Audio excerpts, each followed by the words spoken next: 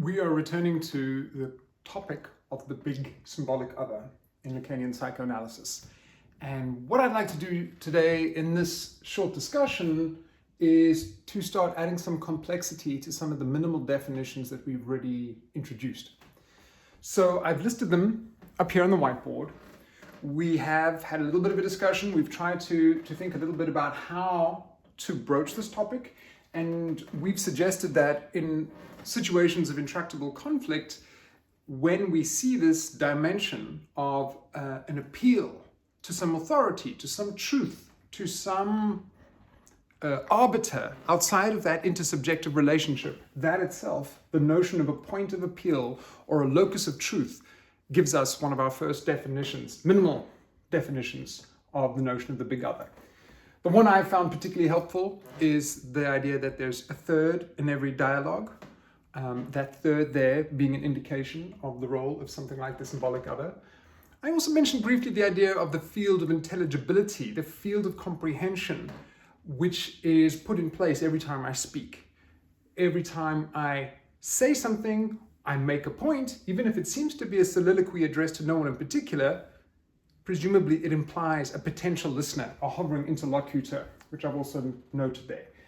Also useful here is the idea that the big other provides the rules of the game, that in a way it instantiates the rules, the conventions of the symbolic order. Now, I think sometimes people have frustrations with Lacanian theory because it is very theoretical, very dense. And people often find it difficult to apply it. So one of the objectives of these lectures is to think about how to make this stuff more practical. So I'm going to hit you with a bunch of examples. The first one, very simple example, which happens, it's an event that happened, anecdote of something that happened a number of years ago. I was at an afternoon summer party. I was in Brighton in the United Kingdom, and some friends were there, and one of the friends had two little kids, an older brother and a younger sister. And they were running around and they were finding little bugs. And they'd invented some kind of quasi game of finding a bug. But the interesting point was every time they found a bug, it wasn't enough just to show to one another. They each had to rush back to Dad and go, look, look, look. And then Dad would say, oh, it's a centipede or whatever. Oh, it's a cockroach. Well, let's hope it wasn't a cockroach. But he would give it a name and he would kind of authorize that little finding. So in an odd kind of way, it's a very simple situation, but it's almost like within the child's play, they needed to appeal to some big other, some authority, someone with knowledge, someone who could, as it were, authorize and register and give the right word for that thing. That's first example. Second example, again, it's very ordinary. It's also within the domain of having little kids. And it comes from this phrase. People use it a lot, I think, and it made me think when I saw it being enacted one day. Someone said to their kid, well, look at you. And I was like, okay, what does that mean? Look at you. I know what it means. It means they're remarking on a certain situation. But to say, look at you, it's not the same as saying, I'm looking at you. I mean, that would sound like a weird thing to say, despite being a bit redundant. It's not, I'm looking at you.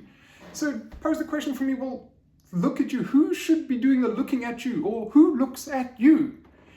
And in that moment, inasmuch as the look at you is a kind of affirmation of something that the child has done, it seems to me another one of those situations that implies a third party. It implies that the big other is also looking at you and seeing what you've done. Further example. I promised I was going to overload you with examples, and here they are. This is one of my favorite, and it involves a trip to the Victoria and Albert Museum in London. Now, the Victoria and Albert Museum, being that kind of Victorian type of institution, has a huge room where they have, get this, a whole series of copies of famous sculptures from around the world. Columns, sculptures, Michelangelo's David, a perfect replica is there. Anyways, it sounds a little like, why would you want to have a whole bunch of copies? But nevertheless, what's great about it is it's a huge double volume room with a balcony and a second level, which enables you to walk around the sculptures and columns. And one of the things I found most terrific was I saw Nelson's column. Sorry, not Nelson. Napoleon's column. Napoleon's column, which of course is in Paris normally, but they have a perfect copy of it, and it's in the Victorian Albert. And what's best about it is because the thing is so high, and it's a double volume building with a second story, you can walk around the column. So here's my epiphany. I'm looking at it, and I'd seen the original in Paris. And the original in Paris has this problem, whereas there's this unfolding spiral relief of a whole series of events drawn from Napoleon's military campaigns. Here Napoleon does that, here he does this, here he does this.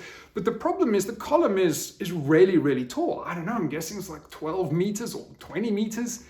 And so what that means is, if you're a normal human being and you look at the base of the column, you can only see a few meters. You cannot read the whole thing.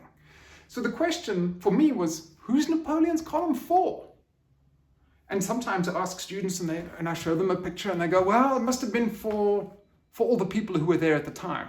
And I'm like, yeah, sure, obviously, the people of Paris. But it's not only for the people of Paris. Presumably it's for a beyond, a historical beyond. And moreover, not only is it hard to definitively say who is it for, it's also impossible that it could be read by any single little human being who doesn't have some kind of hovering helicopter. So one could then say that in response to the question, who's Napoleon's column for?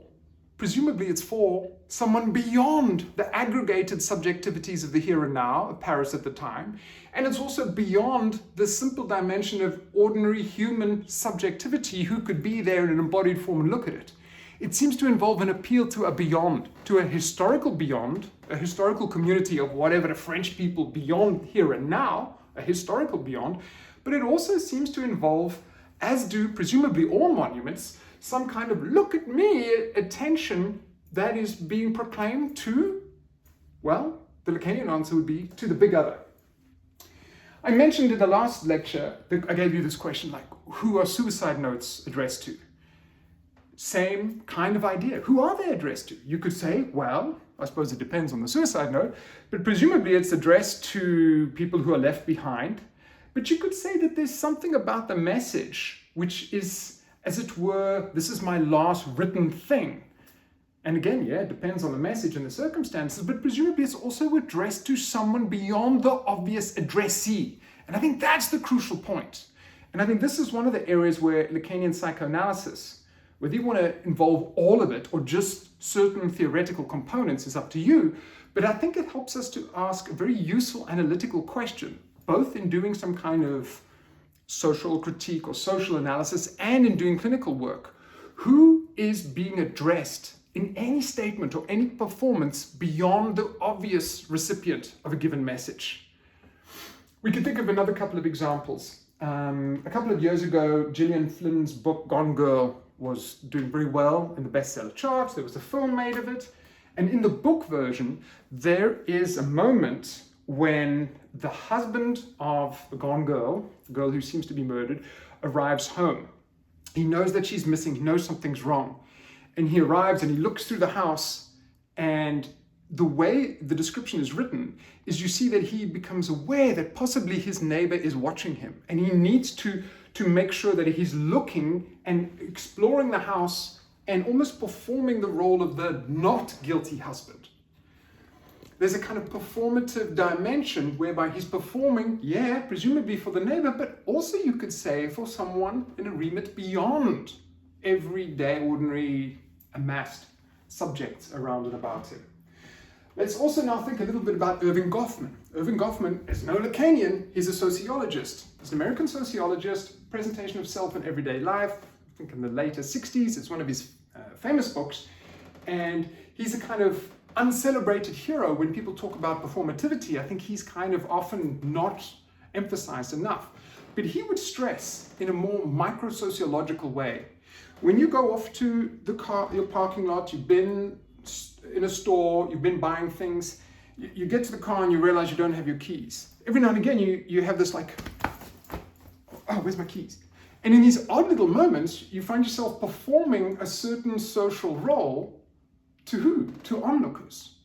Now, of course, we could add more and more examples to this, but all I'm suggesting is that it is as if in everyday, ordinary human society, when we go out into public spaces, we often act a role which is also not just about our individual, isolated, insulated subjectivity as we understand it, but that also sends out a whole series of messages all the time. Well-dressed, I can more or less keep my stuff together, I'm a kind of hopefully good-looking, upwardly mobile young man, of course none of which obviously applies to me, but that idea is that much of human activity is being performed for a recipient. Goffman's not going to have a notion of the big other, but Lacan, I think, enables an interesting further articulation of that idea. Who is stuff being performed for? At the end of the last lecture, I said your homework exercise was to build a time capsule. Now we come to ask, what was in it? Who did you imagine might find it? And it's not so important exactly who you think would find it, but what elements were in that time capsule? Why should they have been chosen? And for what proposed other, big other, would find them of interest?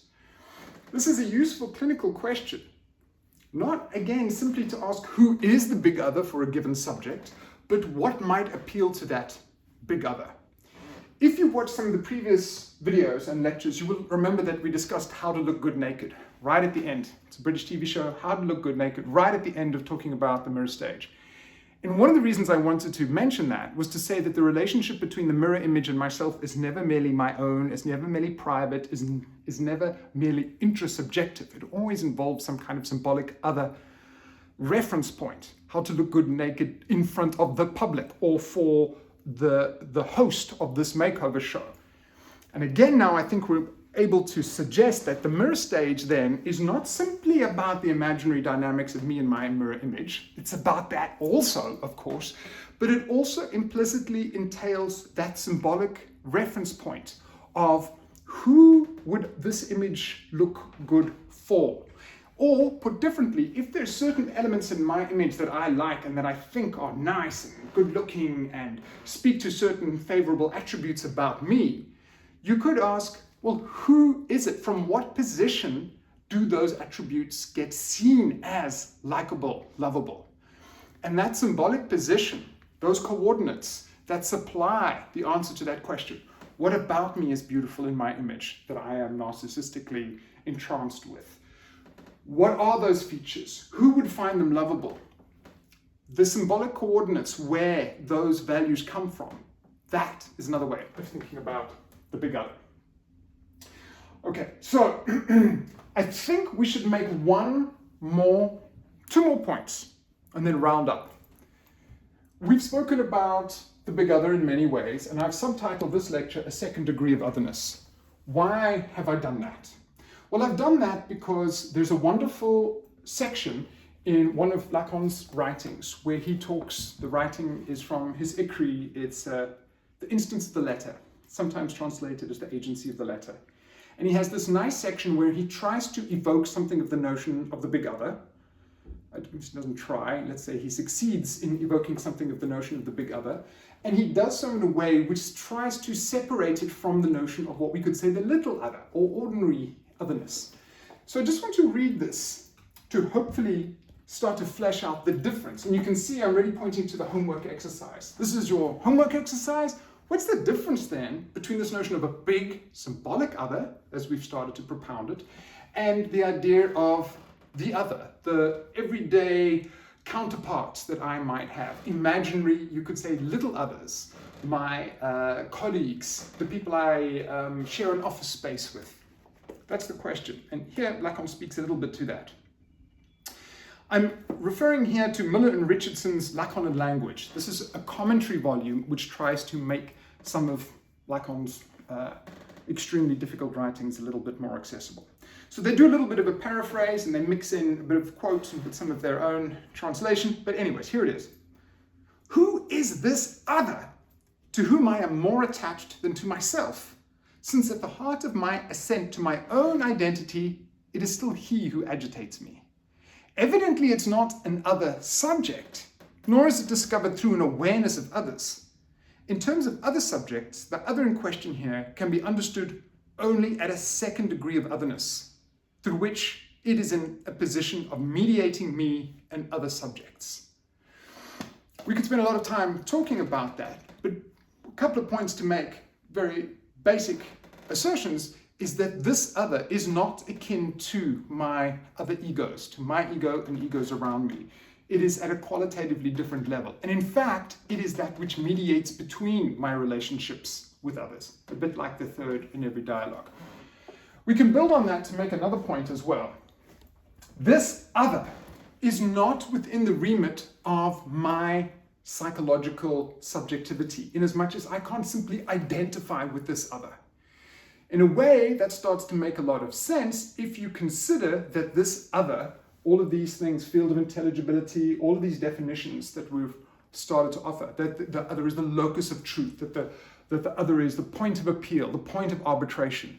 We can start to see fairly obviously, one would think, that in human affairs, human discussion, symbolic engagements, talk, speech, that each of these spheres of symbolic activity, as it were, begs the role or implies the role of a big other. We can also see that I think the big other concept, maybe the easiest, most straightforward analog for it or example of it, is the very notion of God.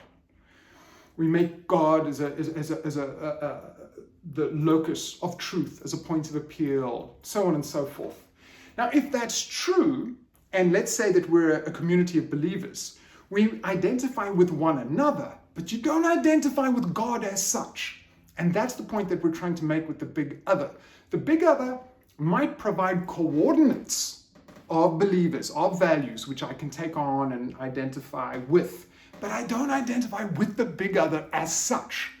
Why am I spending so much time on that? I'm spending a lot of time on that so as to stress that the big other is symbolic. It's a symbolic entity. It's brought about, instantiated when we use symbolic activity, and it's above the level of everyday psychological identifications. It's the thing that enables those dialogues between those egoic identities to work. It is not something that we identify with. You can imagine if I went to some kind of church meeting and everyone said, "Who are you?" and I said, "I'm God," that's not going to work very well, okay? So the big other is above the level of those kinds of identifications. So I've tried to stress here that we're talking about alterity, otherness. The big other recedes from us, even though it may be the very stuff of our speech. So let me close then with one paradox. The big other, as I've repeated and tried to stress a number of times, if it's the referee or the rules of the game, rather than the players involved in the game, it's at a different level. It's at a higher level. It's above the level of my own ego. In that sense, it doesn't make sense to say this is my own big other. The big other, by definition, cannot be wrenched away from the domain of social conventions, the domain of language, the domain of symbolic activity of which I am a part. That's a crucial idea. And for once, I'm going to cite myself in my own book. This is from 6 Moments in Lacan. And I just want to really push this point home. The big other, the symbolic other, occupies a point outside of psychological intersubjectivity. This helps us avoid a potential misreading of the notion of the other. This is the idea that the other might be reduced to an individual's perspective or viewed merely as an extension of a subject's personality. To reiterate, the big other cannot be reduced in this way. It cannot be privatized or extracted from the symbolic order that it acts to encapsulate. The big other is not a psychological concept. It cannot be collapsed into the imaginary or egoic individuality of any singular subject. Continuing, belaboring the point slightly, the other arises from symbolic activity, from speech, from communicative behaviors, from the use of signifiers. The other then, the big other, is not and can never be a subcategory of the ego. This is crucial.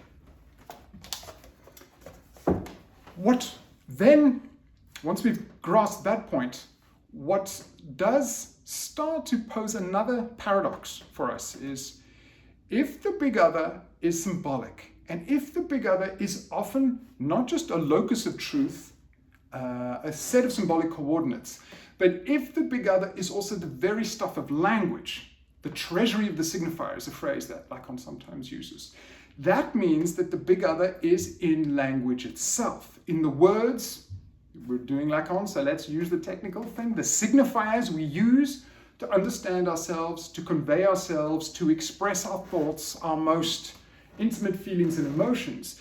Then we have a sense that the big other concept is doing a number of things. Not only is it talking about a locus, a position of intelligibility, a point of appeal, a third in every dialogue. Lacan also wants it to refer to the whole collectivity of signifiers and words and phrases that we use. In that sense then, it helps to make use of this phrase, which I think Bruce Fink, I don't know if he came up with it, but he certainly uses it in some of his books. We don't just talk about a mother tongue, we also talk about a mother tongue.